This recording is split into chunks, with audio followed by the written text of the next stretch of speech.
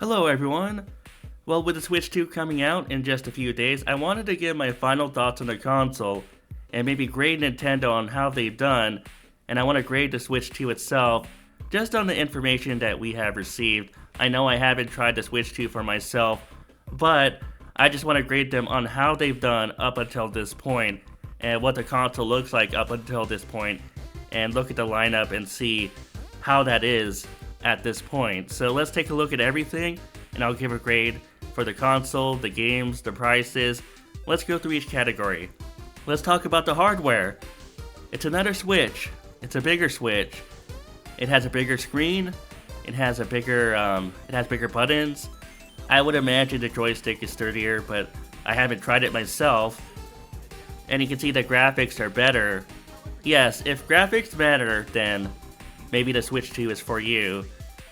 And it's just another Switch though. I mean, there's nothing new or exciting about the Switch 2. It's another Switch. They just improved upon the idea, and now there will be games that are only available for Switch 2, like Mario Kart World.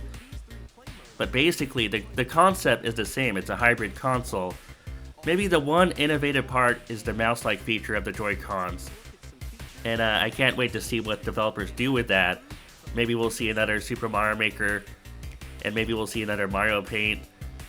And I think there's like a wheelchair basketball game where you have to use the mouse-like features of the Joy-Con. And we're going to talk about that in a second. But anyways, I would give the console itself a B. Because it's not innovative, but I guess it's okay. So let's give it a B. Let's go to my notepad right here, and we'll put a B. I hope people can see the notepad. I think I need to zoom in just a little bit. Alright, I have it zoomed in. Let's give the console itself a B. Let's move on to first party games. Let's talk about the first party Switch 2 games. Mario Kart World looks fantastic. I've never said anything different, even though I've been critical about the Switch 2. Mario Kart World, I think it needed to go open world because we've seen the same Mario Kart for the past 10 years with Mario Kart 8 and Mario Kart 8 Deluxe. So I think we needed something radically different. And this is still Mario Kart, but it's different. And I think it'll be a great game, and I think it'll sell great, obviously, because it's going to be a part of the bundle for $500. And it's a little pricey at $80 if you buy it standalone, but I think it'll be great. I just wish I had the money to buy it. Mario Kart World, everyone should get that on launch day. But the rest of the games, I don't know. They look fine, I guess. Donkey Kong Bonanza comes out July 17. If you like Super Mario Odyssey, I believe you should like this game too, especially if you're a Donkey Kong fan. And we can go down and see some of the other games here. I thought we could. Metroid Prime 4. That should be a great game. I know I don't play Metroid, but I do have tremendous respect for the series, so I think it'll be great. Available 2025. It doesn't give a date, but I'm sure it'll come in the fall. Kirby Air Riders. That'll be good too. I've never seen a bad Kirby game. They've all been good. Maybe not spectacular, but I've never seen a bad one. And down here we have Hyrule Warriors Age of Imprisonment. I mean, it's not the Zelda we expect, but I think it'll be good. Especially if you like the storyline in Breath of the Wild and Tears of the Kingdom, then you'll probably like this one. It adds to it. And I'll just see the cutscenes on YouTube, but I'm sure there'll be people that want to play this game. And here's the wheelchair basketball game, Drag X Drive. I don't know if that's a first-party Nintendo game. I didn't think it was. It doesn't give another developer name, so maybe it is. But anyways, you have to use the mouse-like feature of the Joy-Con to move the wheelchair. It's innovative. I'm not into basketball, but I think it's an innovative concept, if nothing else. And then we have the paid demo, which is terrible. Nintendo really should have put that with the console itself, but they decided not to do that. And we have the Dusk Bloods. I don't know what that is, but I think it's a third-party game. I don't know why it's on this list, but it says it's from the creators of Dark Souls and Elden Ring. We're talking about the first-party games. I expected either a new 3D Mario platformer or a new 3D Zelda, and we're not getting either of them, even though we're getting the Switch 2 versions of Breath of the Wild and Tears of the Kingdom. I don't think that's good enough. I think the fact that there's no new 3D Mario or 3D Zelda is disappointing, and I'll have to knock it down a few points for that. Otherwise, it looks okay. Mario Kart World will be fantastic, Metroid will be fantastic, Donkey Kong will be fantastic, and Kirby Air Riders it'll be fine. I'll give it a B-. There we go, B-, first party games. Switch 2 pricing, it's expensive. The Switch 2 is $450, that's expensive to me, but to some people I've heard that's acceptable, so maybe that's not too bad. The Switch 2 plus Mario Kart World bundle is $500. If you don't mind digital gaming, that's a good deal. I mean, who gets a Switch 2 without Mario Kart World? And it's $500, that's still a lot to me, but if you're gonna get a Switch 2, the bundle is the way to go. Mario Kart World, $80 by itself? That's crazy town. Donkey Kong Bonanza, $70? That's okay, maybe. I don't know how good the game is. It looks good, it'll probably be good, so I'm not sure. Maybe it's worth $70, maybe not. Switch 2 Pro Controller, $85. Joy-Con 2 pair, $95. Nintendo is expensive now. Let's give them a D+. I mean, a D still passes you, I guess. Or C passes you. D+. Does that even exist, or is it just D? I'll keep it a D+. Anyways, let's move on.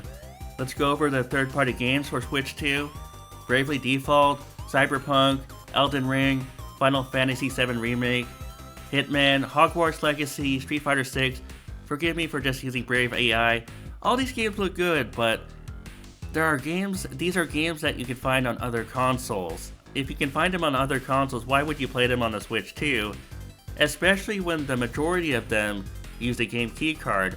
What is a game key card? Basically, you buy the game in a box, but you still have to download the game. The game is not in the box.